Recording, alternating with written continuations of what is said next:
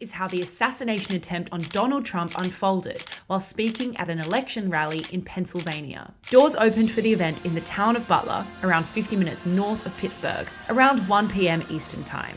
Trump was meant to start speaking at 5 p.m, but an hour late, he takes to the stage at 6:03. After a few minutes of amping up the crowd, at 6:05, he begins to speak. This is a big crowd. This is a big, beautiful crowd. At 6:10, Trump starts talking about the rise in immigration, pointing to a large chart behind him and blaming Joe Biden. At 6:12, shots are heard. Take a look at what happened.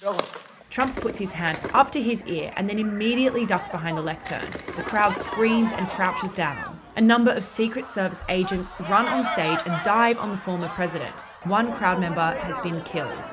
And moments later, a Secret Service agent says the shooter is killed too. The crowd is anxious,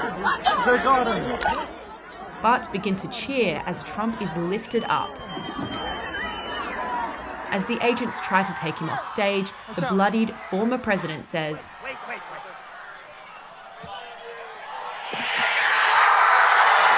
to which the crowd responds, USA! USA! At 6:13, Trump is escorted off stage, still rallying the crowd, and by 6:14, he's driven off in a black SUV to the local hospital. The crowds immediately begin to evacuate, still confused as to what has happened. Did he get hit? No. I think there's something. He was standing. It wasn't until 6:42 that the Secret Service confirmed the incident and said Trump had been checked out at the local hospital. Over an hour later, they confirmed the shooter was dead. Biden delivered a short TV briefing condemning the attack at 8:13. There's no place in America for this kind of violence. It's sick. Half an hour later, Donald Trump posted on Truth Social confirming he was hit in the upper right part of his ear.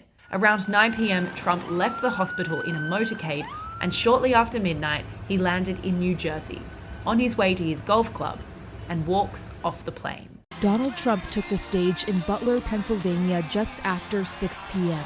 Within minutes, the campaign event erupted into chaos. The former president grabbing his right ear, dropping to the ground as shots ring out, Secret Service agents swooping in.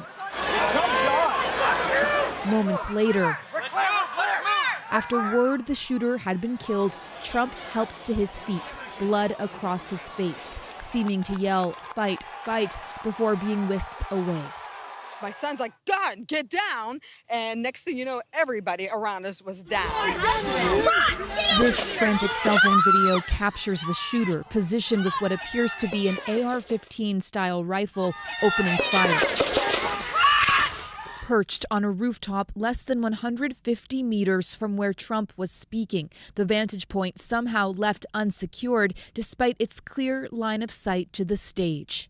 We noticed a guy bear crawling up the roof of the building beside us. This witness said he immediately told nearby police. The police were like, "Oh, what?"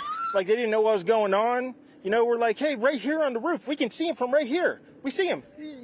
He's crawling."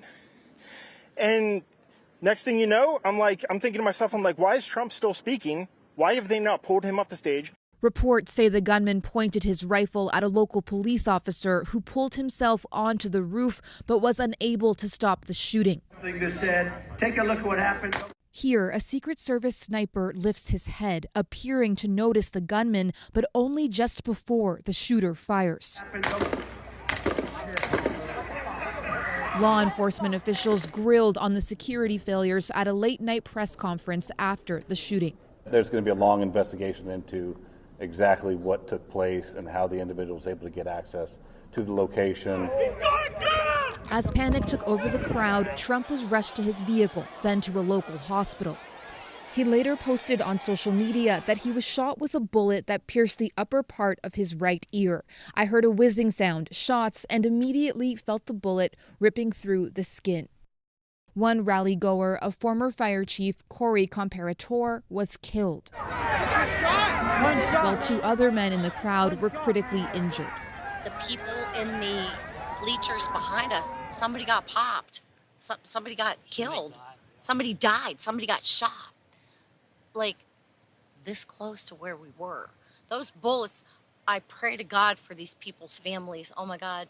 The gunman, identified as 20-year-old Thomas Matthew Crooks, was shot by a Secret Service sniper seconds after his attack began. In the hours after the shooting, explosive material was reportedly found in Crooks's car and home.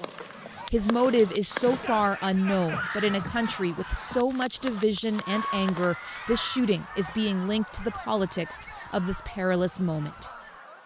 Take a look at what happened. Secret Service agents swarmed former President Donald Trump and rushed him off stage after a gunman fired shots during his rally in Butler, Pennsylvania. We had what we're calling an assassination attempt against our former president, Donald Trump. It's still an active crime scene. Trump said he was shot by a bullet that pierced the upper part of his right ear. On his Truth social media platform, he wrote, quote, "I knew immediately that something was wrong and then I heard a whizzing sound, shots, and immediately felt the bullet ripping through the skin."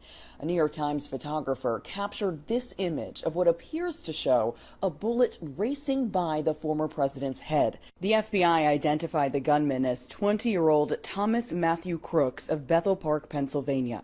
They say he fired shots from outside the secure cordoned area of the rally, atop an elevated structure. He started shooting.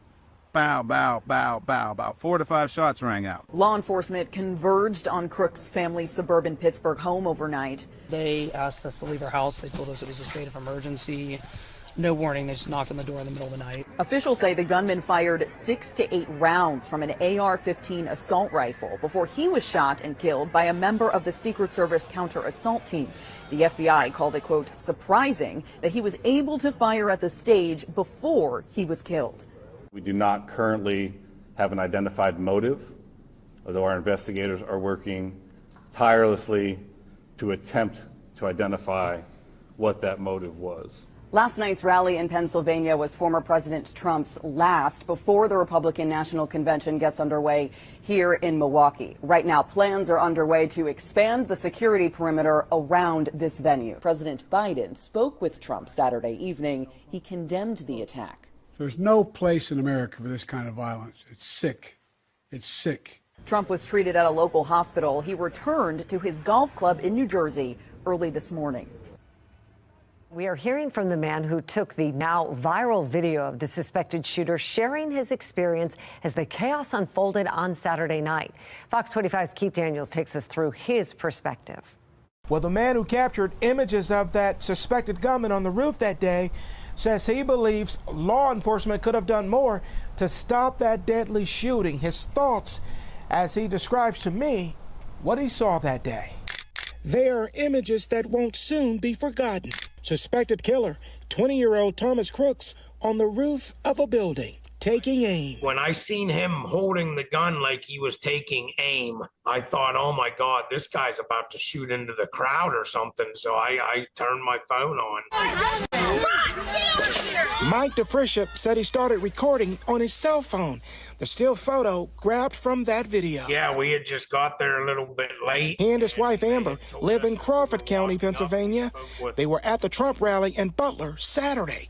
They arrived late, so they sat outside of the secured area near the building where Crooks waited. We were there maybe 10 minutes waiting for Mr. Trump to come on. And then after he came on and started to speak, my wife shortly after he started nudged me and said, hey, what's going on behind us? And that's when we noticed some commotion. God, where's that? Oh my God. DeFriscia said he noticed Crooks climbing the roof, then noticed he had a gun. They tried alerting police, then took cover. I kind of felt I could see the guy with my eyes. I knew where he was at.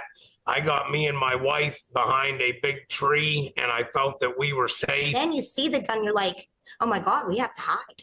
But there's nowhere to hide. There was a couple trees to hide behind.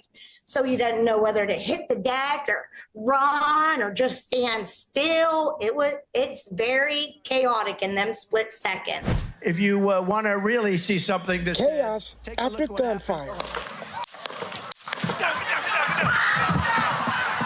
A bullet grazed the former president's ear. Mr. Trump narrowly escaping a more serious, possibly even fatal blow. but one man in the crowd is killed, 2 others wounded. Secret Service snipers take down crooks, killing him. It was devastating to us. I mean, to know that we watched a guy shoot somebody, and also even the shooter. I mean, we watched him get shot right in front of us. I mean, we seen it. We seen the aftermath. The couple believing something more could have been done to prevent the tragic shooting, talking now about who, besides the shooter, should be held accountable. People are trying to say the local cops and this and that might not have done their job. And in my opinion, and I haven't put this out anywhere else besides now that it's been a couple days, we're processing some of this. You know, it's Secret Service's job to keep terror of the president.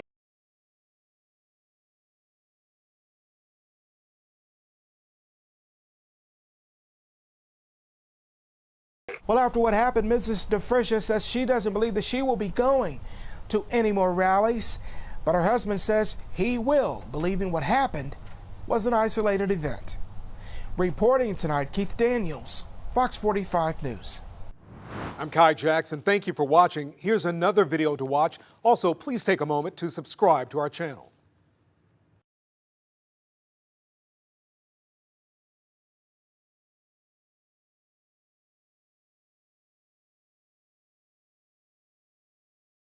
Doing the job, I wouldn't even be doing this. I'd be at some beautiful place with the gorgeous ocean, the Mediterranean. Look, they're all pointing. The Atlantic, maybe the Pacific. Yeah, someone's on top of the roof. Look. There he is right there. Right there, see him? He's laying down. See him? Yeah, he's laying down. And son, I'm here with you fighting like hell to get a senator. What's happening? Yeah, look. There he is. Because we have millions and millions of people in our country that shouldn't be here. Dangerous people. Criminals. We have criminals. We have drug dealers. We have people that should not be here. Right on the roof. It's much tougher than it happened to our country. Probably 20 million people. And you know, that's a little bit of... He's going down!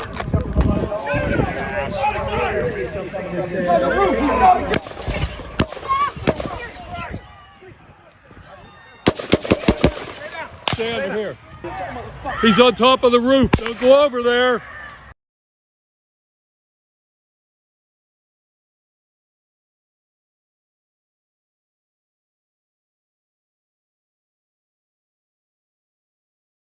We noticed a guy crawling,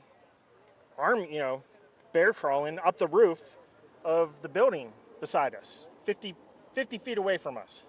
So we're standing there, we're pointing at the guy crawling up the roof, telling the police. We were pointing at him for the Secret Service, who were looking at us from the top of the barn. They were looking at us the whole time when we were standing by that tree. Could they see binoculars? Could they see him? Probably not, because the roof, the way the slope went, he was behind where they could see.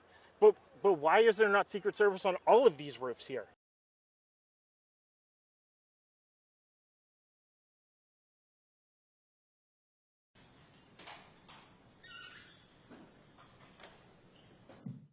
So we are confident in these security plans that are in place for this event, and we're ready to go. It's been an 18-month process.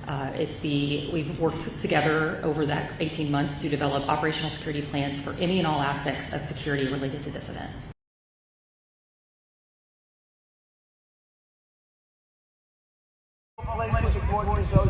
Look, they're all pointing. The Atlantic, maybe the Pacific. Yeah, someone's on top of the roof. Look. There he is right there. Right there, see him? He's laying down. See him? Yeah, he's laying down. And son, I'm here with you fighting like hell to get a senator. What's happening? And to make sure we take back the White House, because if we do, we're going to make America better than ever before. We're going to make it. Yeah, look. There he is. Easy, because we have millions and millions of people in our country that shouldn't be here. Dangerous people. Criminals. We have criminals. We have drug dealers. We have people that should not be here. Right on the roof. It's much tougher than it happened. You went right on the roof again. Up here.